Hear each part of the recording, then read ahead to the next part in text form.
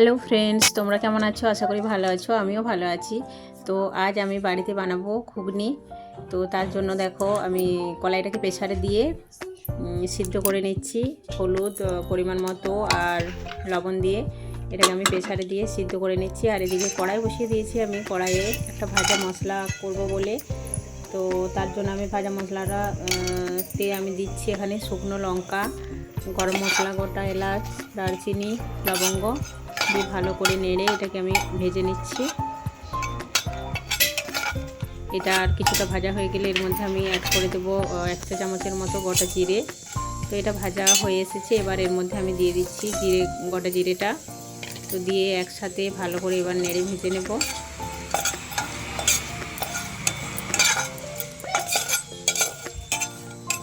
এই মশলাটা দিলে টেস্ট ভালো হবে। আমি যে কোনো রান্নাতেই একটা ভাজা মশলা তৈরি করে নিই বাড়িতে থাকা ওই জিনিসগুলো দিয়ে শুকনো। তো ভাজা হয়ে গেছে প্রায়।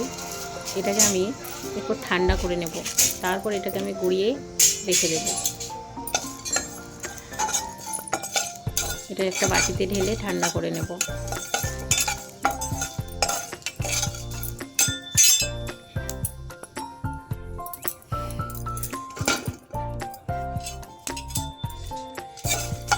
আর ঘুগনিটা আমি সিদ্ধ করে নিয়েছি, কলাইটাকে 4টে সিটি দিয়ে সিদ্ধ করে নিয়েছি।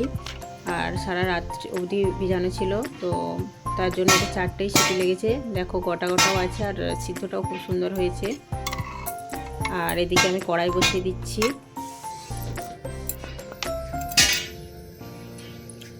কড়াই এবার পরিমাণ মতো সরষের তেল দিয়ে দিলাম।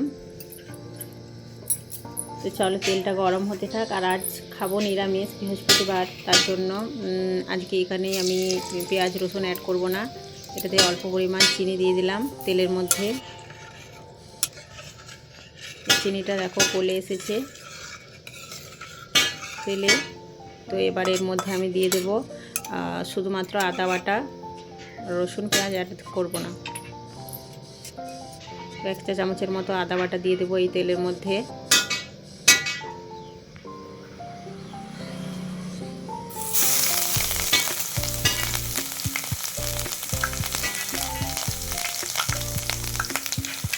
তো আদাটা ভালো করে কষিয়ে নিচ্ছি। আর এর মধ্যে আমি ছোট ছোট করে টুকরো করে রাখা আলু ও একটা বড় সাইজের আলুকে কেটে দিয়ে দেব।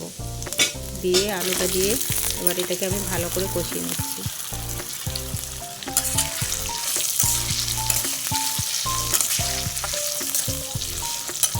কষে কষে আলুটা প্রায় সিদ্ধ হয়ে আসবে, তার জন্য এখানে আলুটা দিলাম। তার জন্য এখানে আমি অল্প পরিমাণে লবণ অ্যাড করে দেব। আর দেব এর মধ্যে হলুদ গুঁড়ো,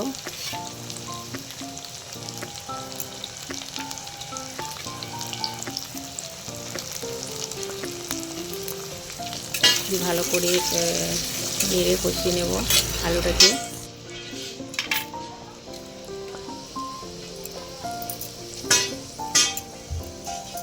আর ঝালের জন্য দিয়ে দিচ্ছি বেশ কয়েকটা কাঁচা লঙ্কা, খুব একটা বেশি দেবো না। আর কালারের জন্য দিয়ে দিচ্ছি কাশ্মীরি লঙ্কা 1 চা চামচের মতো।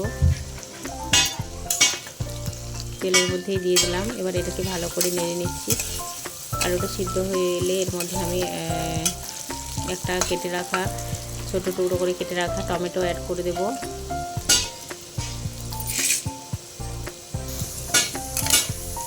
ভালো করে ভেজে নিচ্ছি আলুটাকে। তো এবার এটা ভাজা হয়ে এসেছে, এর মধ্যে আমি টমেটো দিয়ে দিচ্ছি কুচিয়ে রাখা।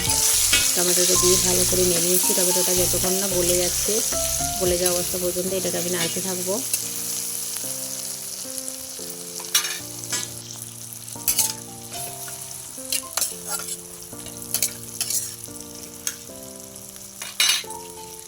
তো টমেটোটা দেখতে পাচ্ছ তোমরা গলে এসেছে। এবার এর মধ্যে আমি দিয়ে দিচ্ছি স্বাদের জন্য অল্প পরিমাণে গোলমরিচ গুঁড়ো।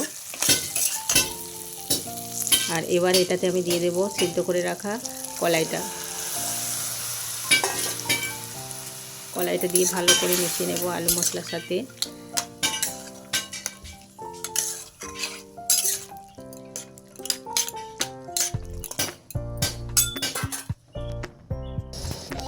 আর এটাকে ফুটতে দেবো তার আগে আমি কিছুটা পরিমাণে জল অ্যাড করে দিচ্ছি। 3-4 মিনিটের মতো ফুটতে দেবো এটাকে। আর ফুটতে দেওয়ার আগে আমি ভাজা মশলাটা, যে স্পেশাল ভাজা মশলাটা আমি তৈরি করেছিলাম, সেই মশলাটা দিয়ে দিচ্ছি উপর থেকে। দিয়ে ভালো করে নেড়ে এটাকে আমি ফুটতে দিচ্ছি 2-3 মিনিটের মতো।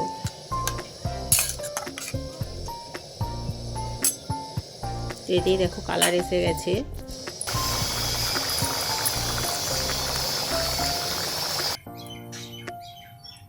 তো হয়ে গেছে, একদম রেডি। বাটির মধ্যে ঢেলে নিয়েছি। তো ঘুগনিটা শুধু খাবো কি, ব্রেড ছিল বাড়িতে, তো সেগুলোকে একটু চলো সেঁকে নিই। পিঠুপিটা একটু হালকা করে সেঁকে দিচ্ছি।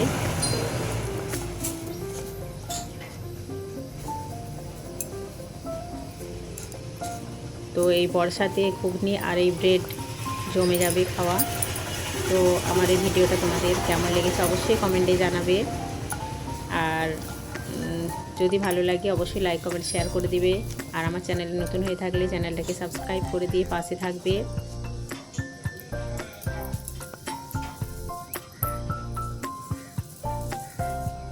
তো সেটা হয়ে গেছে। এবার দেখো নিয়ে নিচ্ছি আমি প্লেটের মধ্যে 2 পিস ব্রেড আর হচ্ছে 1 বাটি ঘুগনি সাজিয়ে নিচ্ছি। বেশ মাখা মাখা হয়েছে, এটা শুধুও খাওয়া যাবে আর ব্রেড দিয়েও বেশ একটা টিফিন হয়ে যাবে বিকেলে। তাই জন্য ব্রেড ছিল, ব্রেড সেঁকে নিলাম। তো আজকের আমার এই টিফিন তোমাদের কেমন লেগেছে অবশ্যই আমাকে কমেন্টে জানাবে।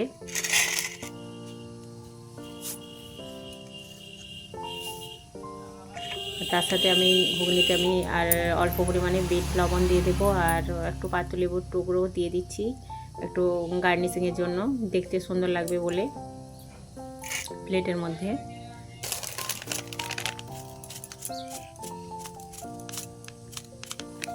তো এতক্ষণ আমার ভিডিওর সাথে থাকার জন্য তোমাদের অসংখ্য ধন্যবাদ। তোমরা ভালো থাকবে, সুস্থ থাকবে আর এভাবেই আমার পাশে থাকবে। ধন্যবাদ, টাটা, বাই।